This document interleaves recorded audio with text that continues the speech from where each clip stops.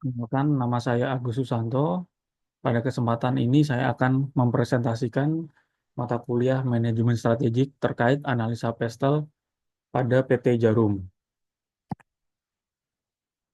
Analisa pestel sendiri itu apa? Analisa pestel adalah kerangka kerja untuk memahami faktor-faktor eksternal yang mempengaruhi organisasi. Pestel mencakup 6 aspek utama. Yang pertama yaitu politik, ekonomi, sosial, teknologi, lingkungan, serta hukum. Nah, analisa pestel sendiri itu merupakan alat strategis untuk memahami lingkungan makro.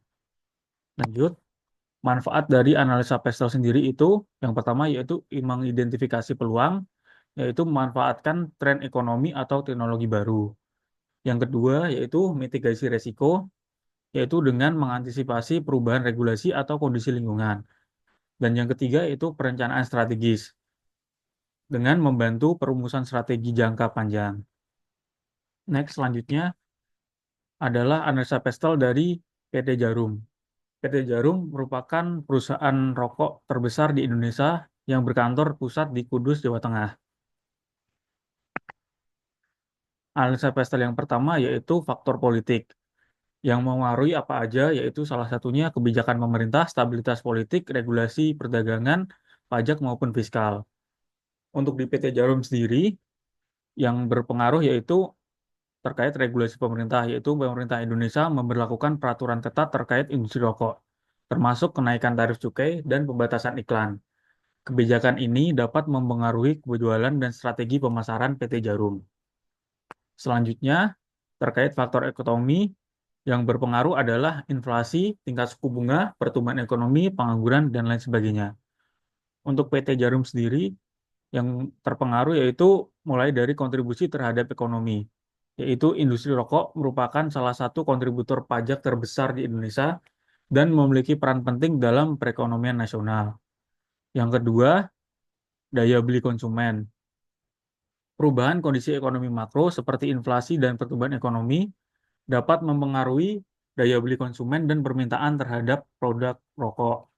Kemudian, analisa pestel terkait faktor sosial yang berpengaruh itu terkait tren demografis, gaya hidup, budaya, dan kesadaran masyarakat.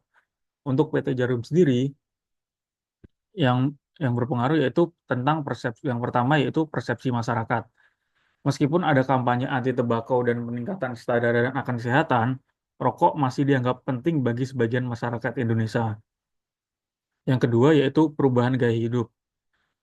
Tren menuju gaya hidup sehat dan mengurangi jumlah perokok mempengaruhi permintaan produk dari PT Jarum. Next, selanjutnya yaitu faktor teknologi. Yang berpengaruh yaitu terkait inovasi, digitalisasi, otomasi, dan R&D. Untuk PT Jarum sendiri, inovasi dari yang berpengaruh yaitu faktor teknologi yaitu dari inovasi produk.